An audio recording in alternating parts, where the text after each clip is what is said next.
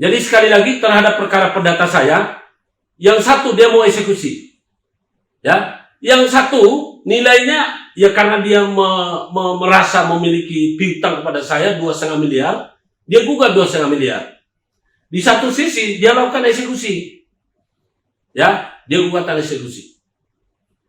Gugatan wan prestasi itu ternyata dia sudah nyogok oleh lawan saya ini. Apa yang terjadi, Pak? Diputus pengadilan cuma 110 juta. Padahal dia sudah nyogok. Kalau saya nyogok, mungkin apa?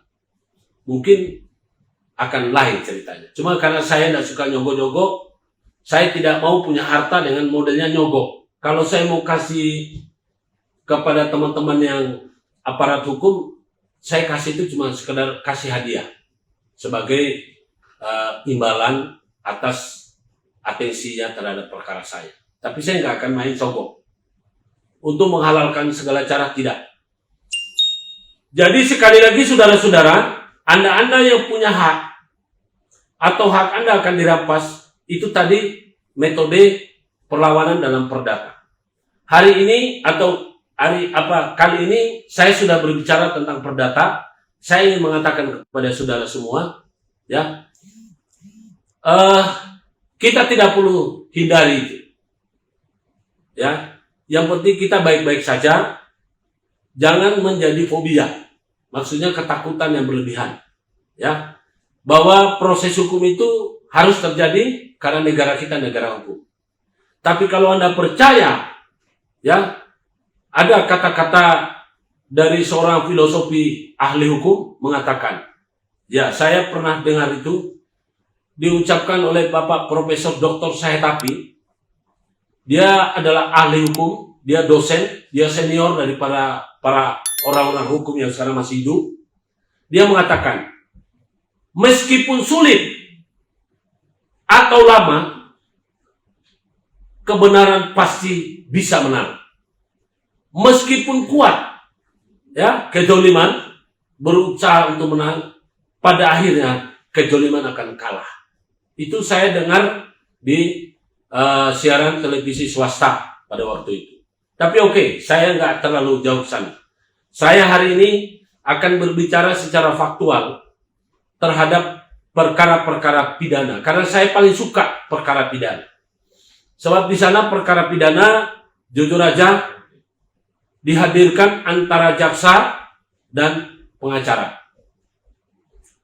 Di sana lebih banyak terjadi ketidakadilan, ya, dalam pergelaran atau pengadilan atau proses hukum pidana.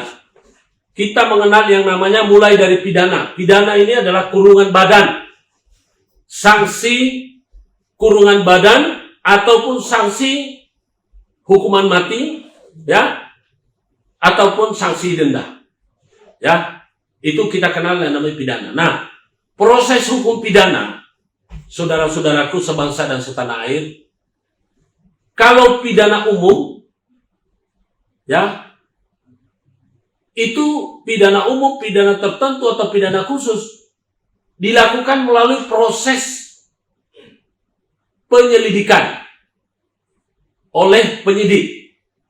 Nah, terkadang penyelidikan ini di sini ada dua, ya. Diawali dengan adanya laporan atau pengaduan. Pengaduan itu dilakukan karena kurang alat bukti bagi pengadu, sehingga dia modelnya melakukan pengaduan, ya. Tetapi kalau alat buktinya sudah cukup meyakinkan, maka seorang korban dia bisa melakukan namanya laporan. Jadi pengaduan biasanya ada kata-kata permintaan klarifikasi. Metode panggilannya adalah undangan, bukan panggilan, ya. Jadi istilahnya belum kepada pro justisia, masih metodenya mengadu dulu. Dengan mengadu, nah, itu namanya orang yang belum cukup lengkap bukti. Setelah itu bisa ditingkatkan dari pengaduan menjadi laporan. Ketika sudah ada namanya lengkap alat bukti. Nah, dari pengaduan itu bisa jadi polisi setelah menemukan alat bukti yang cukup, dia bisa tingkatkan tanpa disuruh membuat laporan. Ya. Karena pengaduan itu dilakukan dengan cara penyelidikan. Polisi bisa meningkatkan menjadi penyidikan.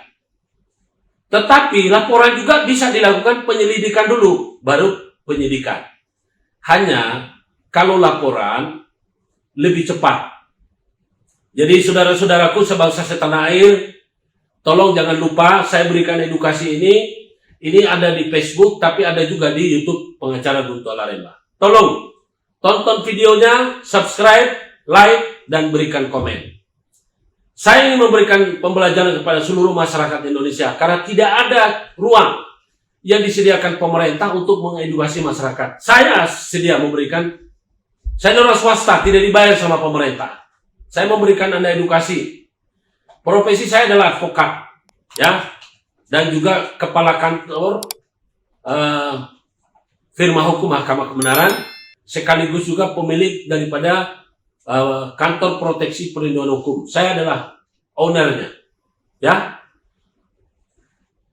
Saudara sebangsa setanah air, persoalan hukum ini kita perlu mengerti, ya, mengerti. Jadi jangan Anda hanya sekedar tahu saja tapi mengerti. Karena kenapa? Semua lini kehidupan kita diatur berdasarkan hukum. Ada namanya hak dan kewajiban. Hak kita sebagai warga negara dijunjung tinggi oleh negara. Kewajiban kita adalah tanggung jawab kita untuk menjadi warga negara yang baik. Ya, ya tentu saja warga negara yang baik saya tidak perlu uraikan karena untuk menjadi warga negara yang baik setiap pendidikan itu selalu sudah mengajarkan tentang tata krama, etika.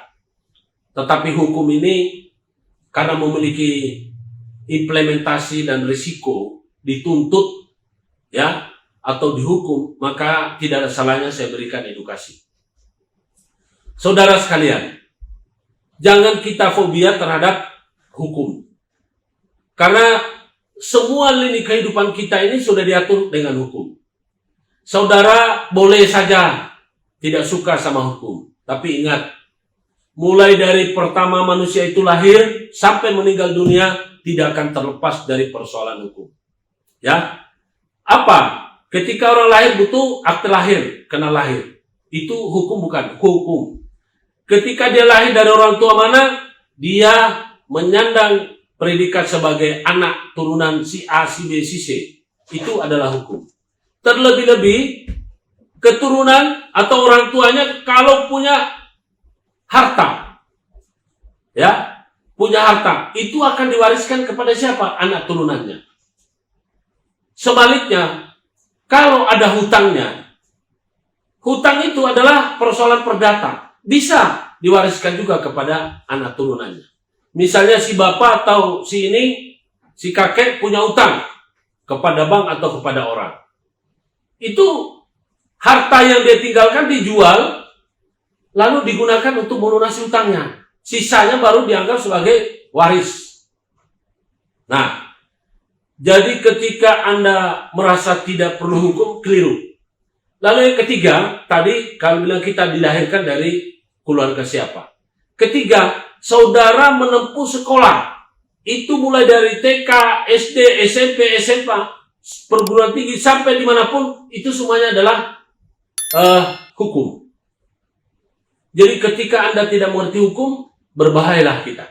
Ya. Lalu orang bekerja. Bekerja itu perlu hukum. Yang kelima, menikah. Menikah perlu hukum. Yang keenam, saudara beli apapun, sekarang ini harus punya kwitansi. Itu hukum. Yang ketujuh, saudara menjual barang. Itu perlu hukum. Yang kedelapan, saudara memelihara ternak. Memiliki barang apapun. Ya, yang digunakan kalau Anda memiliki memelihara hewan. Misalnya anjing. Kemudian anjing yang Anda pelihara, keluar-keluar dia menggigit orang. Anjing tidak mungkin dipenjara.